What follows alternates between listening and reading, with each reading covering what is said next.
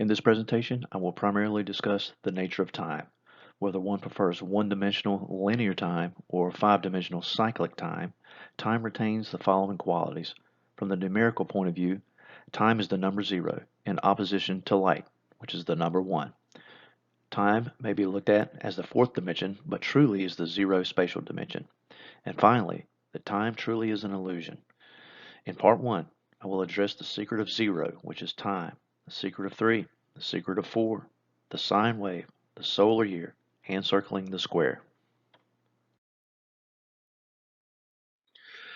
We begin this journey with a ray of light, visualized in its most simple form as a one-dimensional line composed of three polarities, those being positive, negative, and neutral.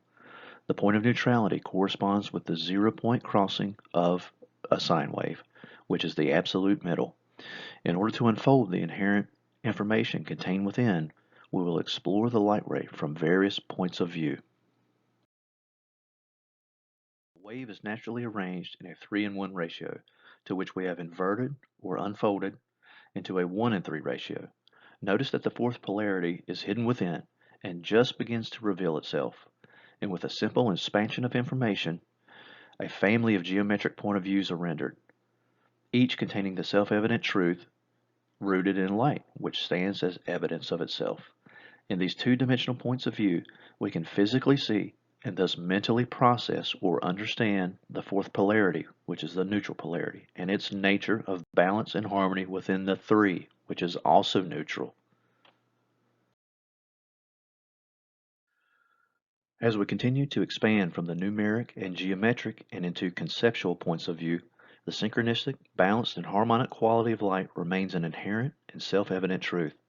The more you unfold the information of light, the more your mind synchronizes into the light, because your mind is a quality of light, which is everything, and thus obeys the nature of light.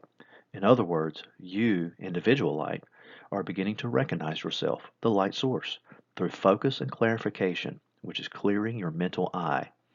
Here you can see yourself in a sevenfold form of visible light. To the right, notice the self-evident truth that tri-polarized electromagnetic current is the operating system of your pineal and contains your heart balanced within itself. On the left, notice that the 9 solfeggio frequencies, which are balanced and harmonic frequencies, are in total a numerical representation of your mind, and disclose that love is balanced within your heart, which in turn is balanced within the visible light spectrum. The inherent numerical information contained within these various visual points of view tells you in every way, shape, and form to attain balance and harmony. You can convert these visual points of view into numeric points of view in order to conduct a synchronistic check on learning. Our first observation being that the numbers retain their fidelity in balance and harmony with the equator of conceptual information as indicated by the blue line. Balanced on the 3, which is your pineal, the 4, which is your heart, with the 7, which is your chakras, and the frequency of 528, your love, perfectly balanced and harmonized within the 9, which is your mind. Furthermore, we can delve into the frequency of 528 and discover an entire fractal of layered check on learning. Observe that 528 divided by 4 equals 132, which is in exact correlation to the tri-polarized information contained within your pineal on the left of the slide. And the more you unfold each point of view, each piece of information or group of information, the more you discover yourself. And if you look closely, you can even find your balance and harmony within the diagonal planes of reference.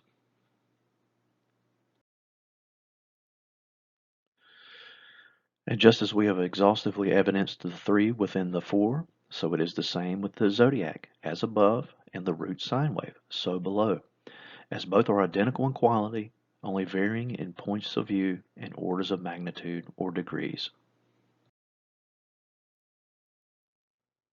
The sine wave may be viewed within the circuit of a completed circle in order to visualize yet another variant of the 3 within the 4, or vice versa. Observe that 3 times 4 equals 12, and that the zodiac is naturally divided into 12 sections or signs. This 12ness is a product of the inherent quality of light, which is that light will always take the most efficient path, or from the inverse point of view, the path of least time. And 12, as a highly composite number, is the most efficient path Our ancestors retained this knowledge as evidenced by the symbolic point of view of the Anahata chakra, your heart chakra, which blossoms 12 petals. This knowledge is also fractally contained within the two-dimensional flower of life, which is a geometric representation of your heart, which contains 19 circles that synchronistically interlock into the 12-fold nature of light. Light, which is the one thing that is everything, is contained within your heart and octavized as the number 8, just as the 8th note is the octave in a 12-note scale. This relationship of the 1, which is light, and the 8, which is the octave of light, create a perfect harmonic resonance which can be seen from an eternal amount of point of views. Perhaps the most appropriate for this lesson is that of the atom, which is your soul, which bursts over the eastern horizon each morning, resonating at 432 Hz, a perfect harmonic A. And the opposition to the alpha is the omega, which is the end, and lay directly due west. Know that at your judgment 110 thorns are placed upon your crown. And just as the 8 is the octave of 1, which is light, so it is in perfect synchronistic correlation that 9, which is the mind, is the octave of 0, being time. The personified relationship of light and time can be easily seen within the story of the Greek god Zeus, who is light, and his father Kronos or Saturn, who is time. For light will always defeat time, as it takes the most efficient path, being the path of least time. From a pure mathematical point of view, this is evidenced by the highly composite numbers, which disclose the harmony of light balanced within time. You may also think of each composite number as a node for light, which is an equally appropriate point of view. It is the highly composite number sequence that gives us our primary system of dividing time. It is root 2, the first superior highly composite number, that gives us our primary division of time.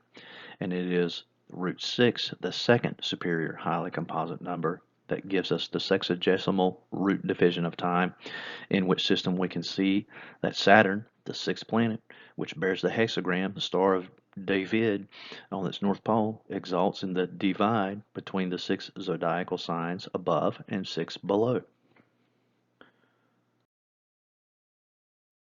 The relationship of light and time is also evidenced within every facet, point, edge, and degree of the Platonic solids, which perfectly fit into the two-dimensional and three-dimensional flowers of life. This confirms that the Platonic solids are the perfect, balanced, and harmonic geometric forms of light, and by extension both life and love, which are two more points of view of light. And every component of this information is contained within you. The flower of life is contained in your heart. The entire zodiac is contained in your heart. The entirety of the immensity of the heavens is contained within your heart. You are light, or as the Rig Veda tells you, you are it. You will also find that the Dharma will lay in your heart, and in perfect synchronicity, so does the Christ. You are the captain of your spiritual destiny, and you must steer your vessel through the vacillating waters of your own mind, and from the celestial point of view, the waxing and waning of the feminine emotional waters of the moon.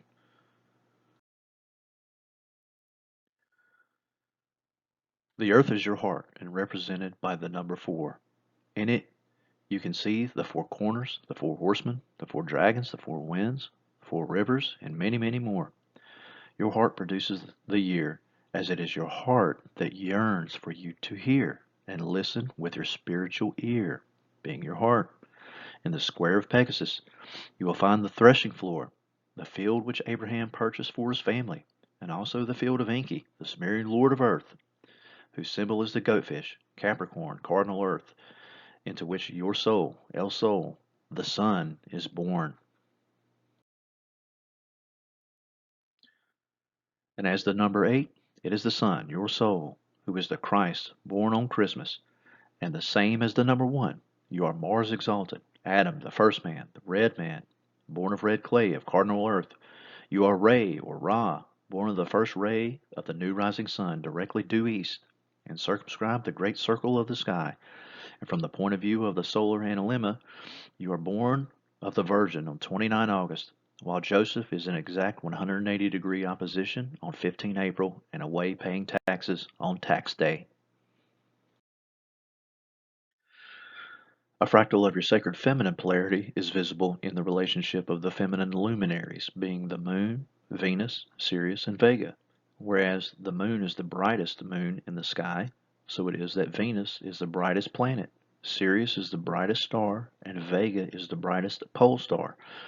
Notice that Venus rules Taurus, while the Moon is exalted in Taurus. Notice that the Moon rules Cancer, where Sirius rises in Cancer. Observe that the Moon and the Earth circle the square, and in perfect synchronicity, notice that Stonehenge circles the square. Notice that the Great Pyramid of Giza circles the square. Notice that in many ways, the Sun and the Moon circle the square. Firstly, we can see that 8 is the number of the Sun, while 9 is the number of the Moon or mind, which encodes circling the square. This relationship is also found in the tarot cards, where the Sun is the 19th card and the Moon is the 18th card. And it is 72 years, or 9 times 8 years, which equate to 1 degree of gyroscopic precession. The Star Aquarius tarot card is numerically represented by the number 17, being 9 plus 8. And the 19-year Metonic cycle and 76-year Callipic cycle achieve balance and harmony within the Sun and the Moon. It should now be easy for you to reconcile why Thoth wrote exactly 36,525 books and is the god of all knowledge, because Thoth is light.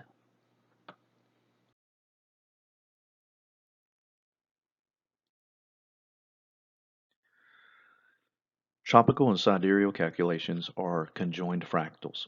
To prove this to yourself, notice the 4-digit numerical sequence of 2592 and its orders of magnitude.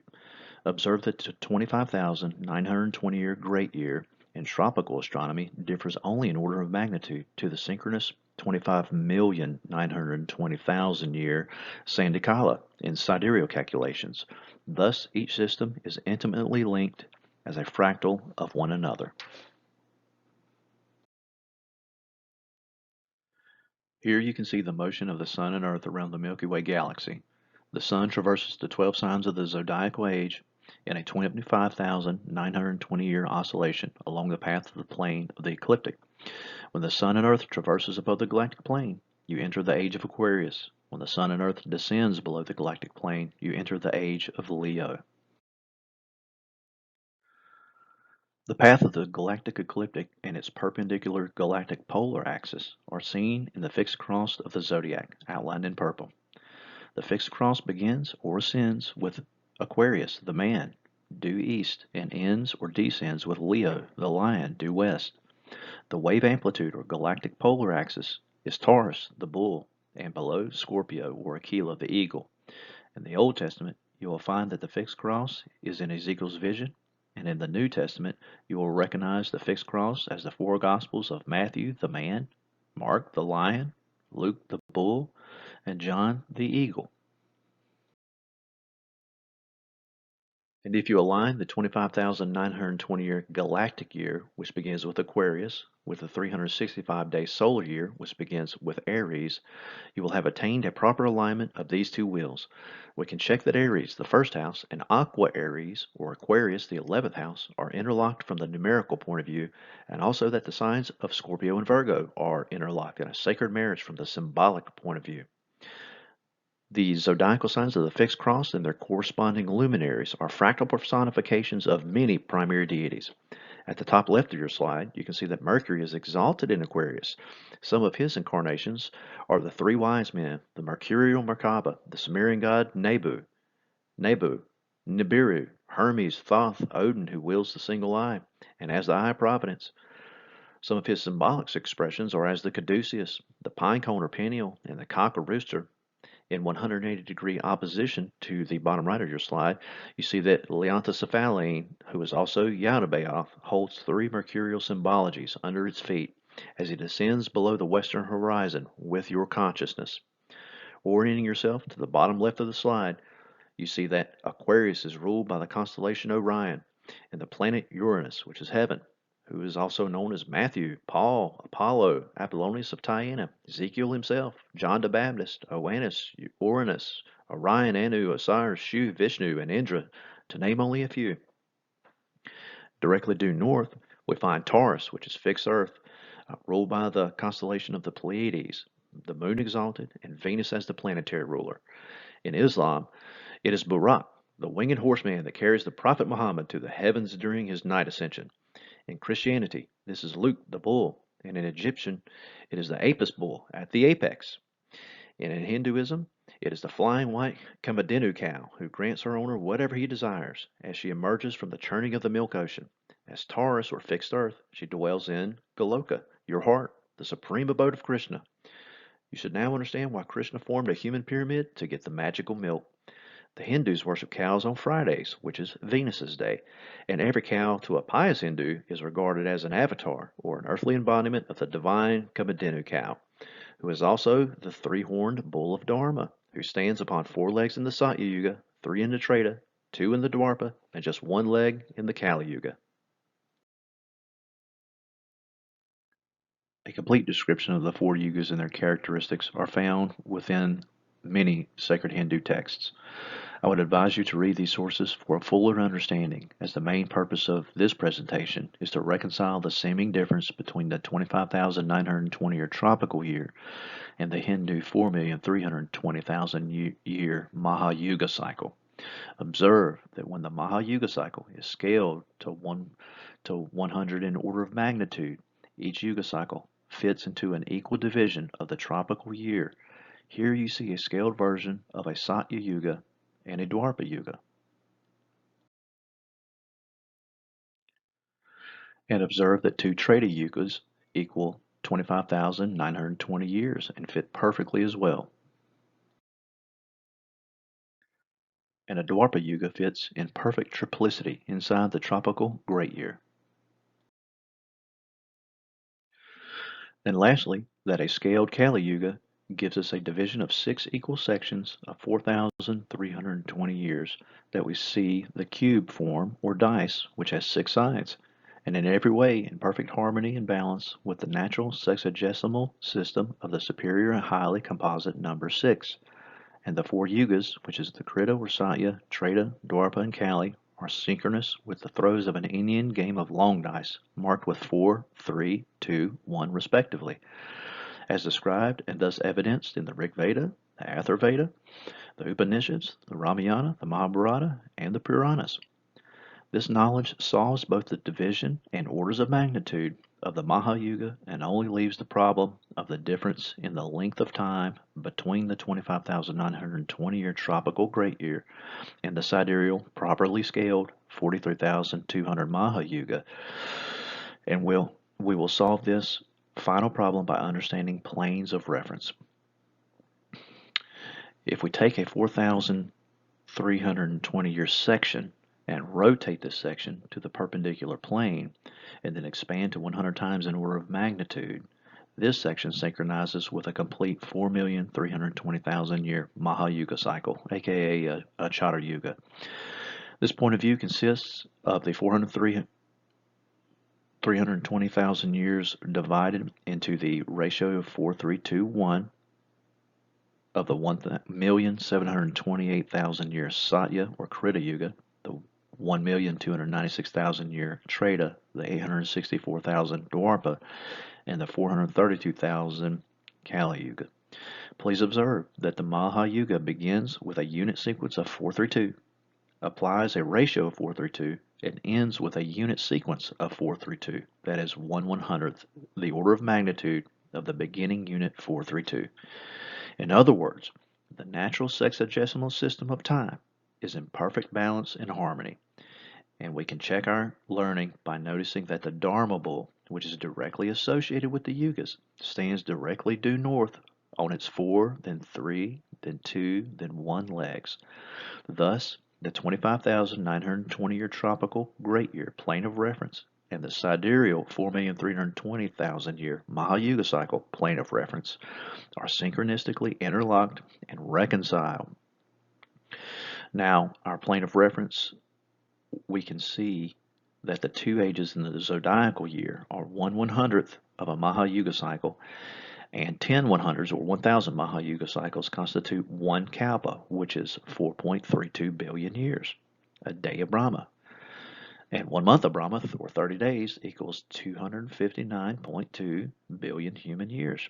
In other words, 1 month of Brahma is exactly 1 million orders of magnitude larger than the 25,920-year tropical gray year. Yet again, a perfect match. Thus, 1 Maha Yuga, being 4,320,000 years, equals 166.666 forever tropical great years, which corroborates even further the sexagesimality of time. Or you may prefer to think of it from this more simplistic point of view, that if 7 is the favorite number of God, who is light and represented by the number 1, then 6 is the favorite number of Satan, who is time and represented by the non-number 0. And we know that the number of God is 777, but 666 is that of the devil. And we also see that it is the fixed crossed alignment when the lion lays with the lamb. And with Mercury being the 3 of Tri-Polarized thought, encoding the 10, which is perfection, you can know that the spiritual hermaphrodite's exaltation upon the age of Aquarius is the completion of the great year and stands as a fractal of the tetractys, or the 10 and 3, Nibiru, the 10th luminary, the tetragrammaton, the discovery of the 10 lost tribes of Israel, whose return signals the Messiah, the 10 Apkuli fishmen, Kalki, the 10th and final avatar of Vishnu, and the completion of the 10 Sephiroth, which connects you to God. Now you know why the Pythagoreans praise the Holy Ten as the key holder of all. Aquarius pours the phoenix out of the sacred Eridanus, or Jordanus, through the celestial sky and into the heart of Orion, whose zenith is in Aquarius on 19 February, and known as the Day of the Boundary Stone, who in turn is the Roman god Terminus. Superimposing the Great Pyramid of Giza, we can see that the first ray of the new rising sun strikes the pyramid. It reveals the hidden geometry of an 8-sided pyramid for a minuscule 10 to 15 seconds, which flickers on the equinox. Ladies and gentlemen, the ancient Egyptians encoded within the pyramid the knowledge of light, and that your immortal soul is a star. This is why Thoth tells you, quote, "All through the ages, the light has been hidden. Awake, O man, and be wise. Man is a star bound to a body, until in the end he is freed through his strife. Only by struggle and toiling thy utmost shall the star within thee bloom out in new life. He who knows the commencement of all things, free is his star from the realm of night." So, when does the age of Aquarius begin? Well, individual predictions for the beginning of the age of Aquarius have ranged from 1447 up to 3597 AD. The famed occultist Rudolf Steiner believed that the age of Aquarius would arrive in 3573 AD. However, cultural and religious predictions of the age of Aquarius proved to be much more accurate and focused than many of the individual predictions. The ancient Mesoamerican cultures are known to have been masters of time. Among their many cyclic calendars, the Mesoamerican Lone Count calendar, which consists of 13 Baktuns of 144,000 days each, began on 11 August 3114 BC and completed on the Gregorian date of 21 December 2012. This date was assumed by New Age Mayanism, but not the Mayans, to mark from the technical and positive points of view the beginning of the Mayan fifth sun and the New Age. Obversely, from the negative point of view, this date marked the end of the world. And in New Age Sumerianism, or pop culture Sumerianism, or Sitchinism, 21 December 2012 was predicted to be the ominous return of Nibiru, the 10th planet. And it should be noticed that the Mesoamerican Baktun of 144,000 days is synchronistic and in perfect balance and harmony with the 144,000 virgin-like who are redeemed from the earth in the book of Revelation. And while the Mesoamerican Lone Count calendar points to the previous suns beginning on 11 August 3114 BC, and whose 13 Baktuns of 144,000 days each ended on 21 December 2012, the inauguration of the Mayan calendar corresponds to the Gregorian date of 29 August 97 BC, as pointed towards by the famous Köppen line of sight. And this is of particular interest because this synchronizes with the Coptic and Ethiopian calendars, which began on 29 August and claims Jesus was born on 7 BC. Now, there was a Christian adjustment to the apocalypse prophecy to Sunday, 21 June 2020, when it was realized and calculated that 11 days were lost when the 354-day Julian calendar was replaced by a 365-day Gregorian calendar, which rendered an 8-year adjustment to 21 June 2020. And also in Christianity, you have the 4 blood moons prediction, which transpired from 15 April 2014, which is Passover, tax day, up to 27 September 2015. During this window of time, a tetrad, a series of 4 consecutive lunar eclipses, all totaled and coincided on Jewish holidays, with 6 full moons in between and no intervening partial lunar eclipses, which is said to have marked the beginning of the end times, as described in the Bible in the book of Joel, Acts, and Revelation. Now, the Christian adjustment to 21 June 2020 brought it in line with the Egyptian New Year, astronomically called the Sothic year, which begins on 21 June, summer solstice, and the heliacal rising of Sirius, known to the Egyptians as Isis and Sopdet, which means triangle. And on 21 June 2020, our galaxy reached perfect vector equilibrium. This coincided with a rare annular eclipse that took place on the tip of Orion's club, with Sirius or Isis rising and directly over the capstone of the pyramid. In the sky, this alignment was directly due north along the center of the galactic axis, north and south, and galactic equator, east and west, and which circled the square. Equally as impressive, the celestial geometry circumscribed an all-seeing eye in its appropriate place in the sky, over the apex of the pyramid. The opposition of 21 June 2020 is 21 December 2020, with the winter solstice, the annual death of the sun. On this day, the 17th Jupiter and Saturn conjunction was a great conjunction called the Christmas star. Then, just 14 days later, on 5 January 2021, the new year brought a Mercury-Jupiter-Saturn triple conjunction. So the most technically precise alignment for the age of Aquarius is the astronomical alignments of the solstitial axis of 21 June and 21 December 2020, which means that we are currently in year 1 of the age of Aquarius.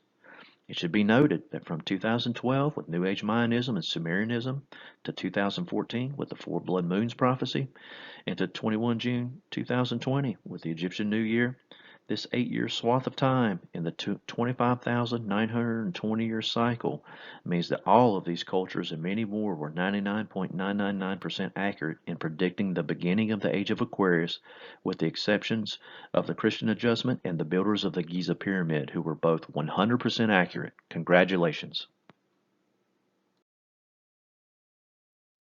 In Part 3, we will go beyond the zodiac and into the galactic and supergalactic planes, which are the 3rd and 4th orders of magnitude of the great wheels of heaven.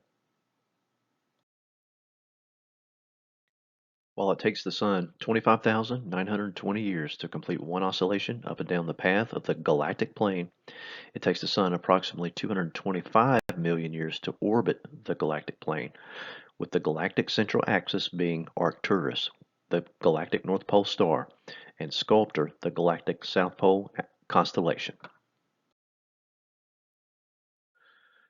Just as the zodiacal year begins with Aquarius and the fixed cross, as evidenced by its alignment with ascension above the galactic plane, so the galactic year begins with the mutable cross, which is the galactic solstitial axis being Virgo, directly due north, and with the star Arcturus being the galactic North Pole. In opposition, the Sculptor constellation stands as the galactic South Pole. Designated Alpha Bootes, Arcturus is the brightest star in the northern celestial hemisphere, and with Spica in Virgo and Regulus in Leo, form the spring triangle. In Greek mythology, Arcturus is the hunter Arcus, who later became the founder and king of Arcadia. He is remembered to have taught his people the arts of weaving and baking bread, as both occupations are symbolic of Virgo. He is also Icarius, who gave the gift of wine to other men who were inexperienced with intoxication and who were murdered. Icarius, thinking that he had poisoned them. This particular myth is a fractal effulgence of Socrates, who was a personification of Aquarius, who was charged and convicted for corrupting the minds of the youth, and to which he was condemned to drink the hemlock poison. Now, an Arabic name for Arcturus is the Keeper of Heaven, and also the Keeper of the North, and together with Spica, the brightest star in Virgo, are known as the Two Uplifted Ones. And prehistoric Polynesian navigators knew of Arcturus as the Star of Joy, as it is the zenith star of the Hawaiian Islands. In the galactic South Pole lay the Sculptor constellation, which was originally named the Sculptor's Studio and which reminds us of a story about the god Mercury. Now, Mercury was once determined to learn in what esteem he was held among mortals. For this purpose, he assumed the character of a man, and in this disguise visited a sculptor's studio. Having browsed at various statues, Mercury demanded the price of two figures of Jupiter and Juno. When the sum at which they were valued was named, he pointed to a figure of himself, saying to the sculptor, "You will certainly want much more for this, for it is the statue of the messenger of the gods and the author of all your gain." To which the sculptor indifferently replied, "Well, if you buy these, I'll fling you that one into the bargain." The spiritual lesson being, don't overvalue yourself. Now, perpendicular to the galactic axis is the galactic equator, or galactic plane, which points to Auriga in the east and Sagittarius A in the west. Auriga is personified in many mythologies, and in particular we see it as the charioteer, and with a strong association with Mercury and its varying personifications, which makes sense, considering that Auriga is directly above Orion and conjoined to Gemini, which is ruled by Mercury. In Greek mythology, Auriga is the mythological Greek king Erichthonius, king of Athens, and the secret son of Hephaestus, who is a personification of Mercury, and who was raised by the goddess Athena, or Minerva to the Romans, who is yet another personification of Mercury. Now it is King Erichthonius who is credited with the invention of the quadriga, which is a four-horse chariot. Auriga is also described as Myrtilus, who was the son of Hermes, who is Mercury, and the charioteer of Oenomaus, who is a personification of Orion. Another description of Auriga is that of the personification of Hippolytus, the son of Theseus, who is Orion. Remember, Hippolytus was killed when his chariot was wrecked, but revived by Asclepius, yet another version of Mercury. Traveling due west, we find Sagittarius A, which is the supermassive black hole that lay at our galactic center. It is important to know that Sri Yukteswar called the galactic center Vishnu Nabi, which means Vishnu's navel. And this is where Brahma regulates Dharma, or as Yukteswar defined it, mental virtue. Even further beyond the galactic plane is the supergalactic plane, which is 2 orders of magnitude above the zodiacal or ecliptical plane. And this is the fourth and final wheel I will discuss in this presentation. The orientation of the supergalactic axis is with the constellation of Aquila as the supergalactic north pole and the dipole repeller as the supergalactic south pole, while the supergalactic equator or plane is aligned to the east with Cassiopeia and to the west with Centaurus and the Great Attractor, which is the central gravitational point of the Laniakea supercluster. Now, the supergalactic North Pole lay with the constellation Aquila, the eagle, at the tail of Scorpio. In Greek mythology, Aquila is the eagle that kidnapped Ganymede, who was Aquarius, a son of one of the kings of Troy, to Mount Olympus to serve as the cupbearer to the gods. In Greco-Roman mythology, Aquila is the eagle that holds Jupiter Zeus's thunderbolts. In Roman mythology, Aquila was also known as Vulture Volans, or the flying vulture. In Sumerian mythology, it was equated with the Asaku demon, who Ninurta defeated and earned the title Subduer of the Mountains. And it is also the dead man as a stone and the god Zababa as the stone crusher. In Greek and Mesopotamian mythologies, the supergalactic North Pole was known to be the path of light that carried your soul away to either heaven or hell. In the Etana epic of Akkadian mythology, it is King Etana, the ancient king of the city of Kish, who was carried to the heavens by an eagle. He was the king of Sumer following the flood. The Greeks also portrayed Aquila as the Harpies, who carried away the souls of the dead to be punished on their way to Tartarus. In Hinduism, Buddhism, and Jainism, Aquila is Garuda, the mount of Vishnu. Altair is the brightest star in the constellation and is measured at a distance of 17 light years. Hello, Q. Its name in Arabic means the flying eagle, and which traces in time to the Sumerians. And it's also known in Chinese as the love story of Qi Shi. To the east of the supergalactic plane is the constellation of Cassiopeia, which is shaped like the letter M. In Christianity, she is the celestial personification of Mary Magdalene. In Judaism, Bathsheba, the mother of Solomon, and the hidden hand of the Freemasons. And in Islam, she is the hand of Fatima. In Greek mythology, Cassiopeia was queen of Ethiopia, the wife of King Cepheus, who is the Cetus constellation in Pisces, mother of Princess Andromeda, the Andromeda Galaxy in Pisces, who was married to Perseus, which is in Pisces. After boasting of her beauty, Cassiopeia was forced by Poseidon, who rules Pisces, to wheel around the North Celestial Pole on her throne, spending half of her time clinging to it so she does not fall off. And Poseidon also decreed that Andromeda should be bound to a rock as prey for the monster Cetus, which again is the Cetus constellation in Pisces. So, where do you live?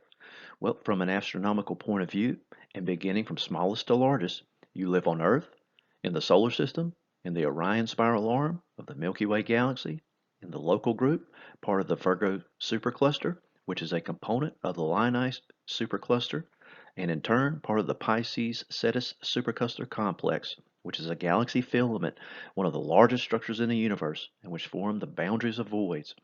Or, in tropical astrology to the right of your slide, this can be viewed from the fractal of the Pisces Cetus supercluster alignment inside of the two-dimensional zodiacal year. This massive fractal from Earth to the Pisces Cetus supercluster complex fractally synchronizes with the Hindu point of view that our galaxy, and indeed our universe, is located by the toe of Mahavishnu, as Pisces rules the feet, and thus corroborated in both tropical and sidereal astrology within the great chain of the fractal being. Ladies and gentlemen, thank you for your time. My website is celestialvision.info. Please remember to like, subscribe, and share your thoughts in the comments section.